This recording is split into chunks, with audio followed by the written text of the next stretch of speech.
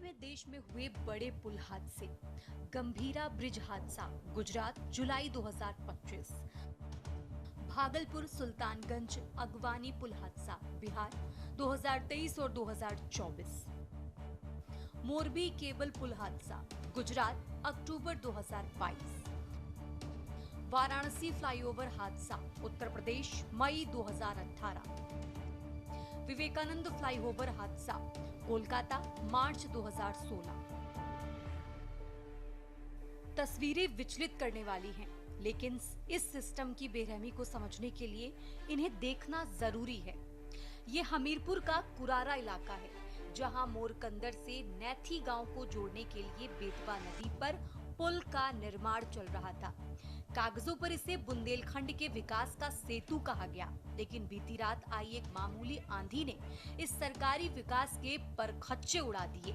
निर्माणाधीन पुल का concrete slab ऐसा गिरा कि उसके नीचे सो रहे 6 गरीब मजदूरों को संभलने तक का मौका नहीं मिला। काल के गाल में समाये 6 नाम सिर्फ सरकारी फाइलों का आंकड़ा नहीं है। ये 6 हंसते खेलते परिवार थे जो पल भर में उजाड़ दिए गए। बांदा के रहने वाले 22 साल के लोकेंद्र और 19 साल के कुलदीप, जिनकी उम्र अभी दुनिया देखने की थी, उनके साथी सावंत यादव, सभाजीत, पुष्पेंद्र सिंह और राजेश पाल इस भ्रष्टाचार की भेंट चढ़ गए। आपको बता दें कि पिलर पर फंसे 3 लोगों को बचाने के लिए एसडीआरएफ को जद्दोजहद करनी पड़ी। वहीं मुख्यमंत्री योगी आदित्यनाथ ने फौरन इस हादसे का संज्ञान लिया है। अफसरों को मौके पर भेजा है। सीएम की नीयत और संवेदनशीलता पर कोई शक नहीं है, लेकिन सवाल उन गद्दारों पर है जो सरकार की नाक के नीचे मजदूरों के खून से अपनी तिजोरियां भर रहे हैं। जनता की गाढ़ी कमाई के 92 करोड़ रुपए जिस कंपनी को दिए गए, उसका नाम है द शेल्टर कंपनी।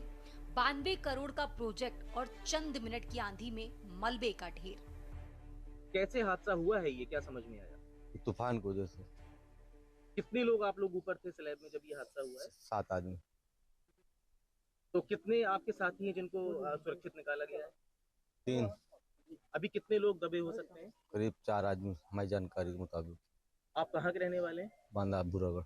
ये डीएम साहब और एसपी साहब भी मौके पे आए थे और उन्होंने जो बताया है अभी तक कि 2 डेड बॉडी की रिकवरी हुई है, 3 लोगों का जिंदा रेस्क्यू हुआ है और 4 अभी डेड बॉडी उसमें नीचे ही दबी हुई है, जिनके निकालने का काम चल रहा है। एसडीआरएफ की टीम काम कर रही है और एनडीआरएफ की टीम भी पहुंचने वाली है जल्दी।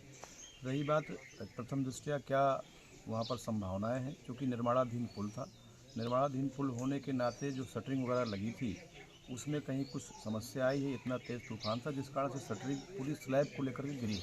लेकिन महत्वपूर्ण बात यह है कि रात्रि में जब इतना बड़ा अलर्ट था, उस अलर्ट में लोग काम कैसे कर रहे थे, ये भी जांच का एक विषय है। और पूरा पिलर भी एक गिरा है, तो जो लोग भी इस जांच के दायरे में आएंगे, जो दोषी होंगे, उनके खिलाफ सरकार कड़ी कार्रवाई होगी। जैसे यहाँ पे जो बेतवा नदी पर जो पुल है उसमें जो है एक कॉलम सेगमेंट जो है उसमें नीचे गिर गया है। इसमें कुछ लोगों के नीचे दबे हुए होने की आशंका जताई गई थी।